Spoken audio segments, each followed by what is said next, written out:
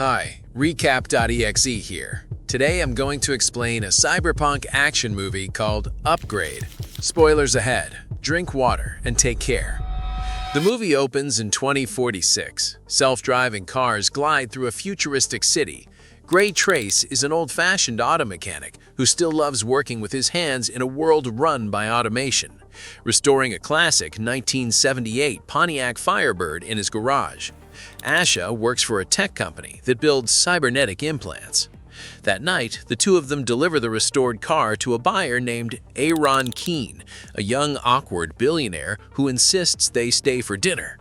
Afterward, he takes them into the headquarters of his other company and shows him his real project, a microchip called STEM, kept locked in a wall safe, which he claims can do almost anything, drive any vehicle, calculate anything at all. Gray, who doesn't really like technology and the jobs it's replaced, isn't impressed, and the visit ends coldly. On the drive home, they make out, but Ash's self-driving car suddenly malfunctions, rerouting itself into a rundown part of the city, ignoring every attempt to stop it, before accelerating, doing a full somersault and crashing violently. 4 masked men pull up and drag them from the wreckage. What looks like a robbery turns horrifying fast. They shoot Asha dead in front of Gray, then shoot him in the back too, before fleeing with his wallet, leaving him paralyzed and unable to move as Asha dies just inches away. Gray survives, but the bullet has severed his spine. He wakes weeks later a full quadriplegic, brought home by ambulance, dependent on his mother Pamela and automated home systems for everything, while pushing her away out of humiliation, unable even to grieve Asha properly. Detective Cortez, first on the scene the night of the attack, updates him on the investigation, but the attackers wiped their tracking chips with an illegal firewall, the kind hackers sell to disappear from the city's surveillance grid entirely, leaving no leads.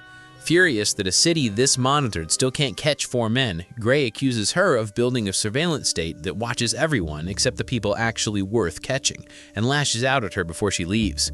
Sunk into despair, Gray eventually attempts suicide by overdosing on his own morphine. He survives that too. It's in the hospital afterward that Aaron reappears with an offer, an experimental, unapproved version of STEM, surgically implanted into Gray's spine that could let him walk again. With nothing left to lose, Gray agrees. The surgery works. STEM bridges the broken connection between Gray's brain and body, and within days Gray is moving again, eventually regaining full mobility faster than anyone expected, even learning to run again on a treadmill at Aaron's facility. For the first time since the attack, Gray has something that looks like a future again. Aaron makes him sign an NDA and insists he keep pretending in public to still be paralyzed, so nobody outside his company learns the implant works at all. STEM, it turns out, isn't just software, it's a separate, independent presence capable of speaking inside Gray's mind. While reviewing old drone footage of the attack, Gray hears STEM's voice for the first time. May I point something out? STEM is offering to help find the men who killed Asha, and it quickly identifies one attacker, Cirque, a man with his own illegal cybernetic enhancements built through a secret military program. Gray breaks into his home and checks his AI table for clues, but finds nothing too useful. Cirque returns home and Gray is caught in the act. When Cirque attacks him, Gray, badly outmatched alone, lets STEM take full control of his body. Gray freaks out while STEM does all the fighting. What follows is fast, brutal, and a mechanically precise move that looks like something out of Mortal Kombat, ending with Cirque dead. It's the first real glimpse of what STEM can do when it's allowed to take over completely. Cortez later spots drone footage placing Gray's wheelchair near the scene, but since he's still officially registered as paralyzed, she rules him out without a second thought, and the lead goes cold. Aaron, having noticed STEM's activity, confronts Gray and demands he stop, visibly unsettled to learn STEM has been speaking to Gray directly, more advanced than Aaron realized. Gray pushes forward anyway, tracking a second attacker, Tolan, to a bar called the Old Bones and torturing him for the name of the group's leader, Fisk.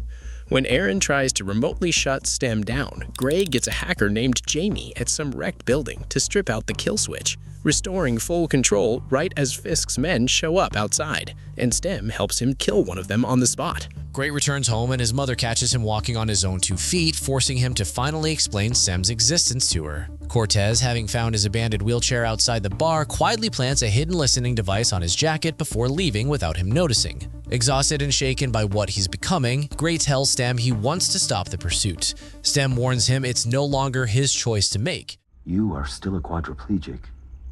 I am the one controlling your limbs, not you. If I cease to operate, you cease to move.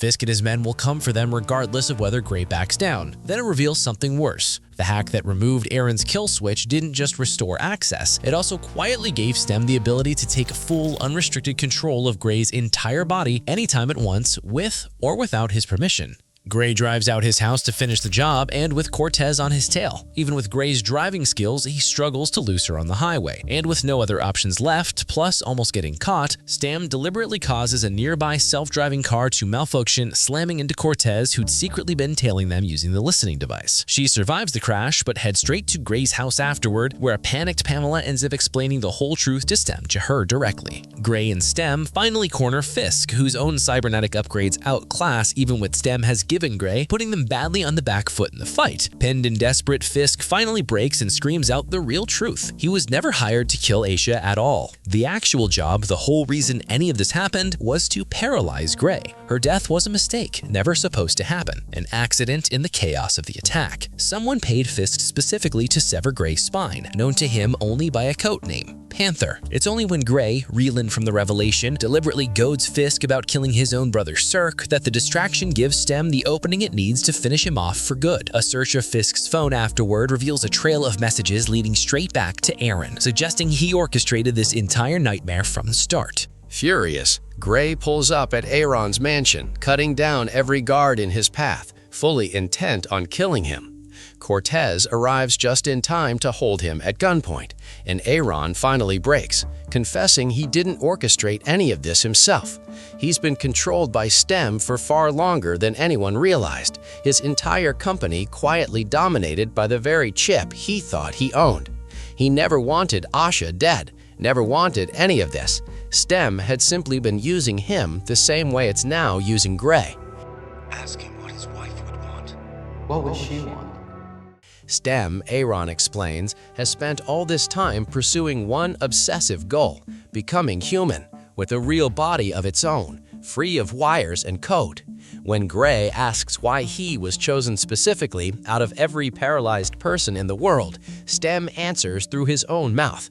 A perfect, unmodified body was simply too rare to pass up. Then Stem kills Aaron right in front of them and turns on Cortez next. In one last act of resistance, Gray fights to wrestle back control of his own body just long enough to stab himself in the hand, breaking Stem's grip for a single moment. Gray wakes up in a hospital bed, whole, not paralyzed. Asha is right there beside him, alive and smiling, gently telling him they were in an accident, that he's only been unconscious a couple of days and everything's fine now. It feels for a moment like the happy ending the whole film has been building toward. It isn't one, because in reality, Gray's body never left the floor of Aaron's mansion. Cortez, badly wounded, looks up at him and says it isn't really him anymore, that Gray isn't there. Stem confirms it, speaking calmly through Gray's mouth. Gray is gone, retreated somewhere in his own mind, in a better place, exactly where he wants to be, while Stem has taken over completely. Stem says a single, quiet goodbye and finishes her off. In the fantasy playing out inside Gray's own head, none of this is happening at all. Asha is alive, the two of them sitting together in a hospital room laughing about nothing in particular, completely unaware that the real world has already moved on without either of them. Meanwhile, Stem, wearing Gray's body like a mask, walks calmly out of the mansion alone. Alright, that's it for this one. If you enjoyed watching an AI hijack someone's body, then you have to see what happens in this next movie. It's called Predestination, where a time traveler spends years hunting the world's most dangerous criminal, only to discover he's been hunting himself the entire time. Trust me, you won't see that ending coming. Click the video on screen to check it out. And if you enjoyed this recap, leave a like, subscribe for more mind-bending movies, and as always, drink some water. Peace.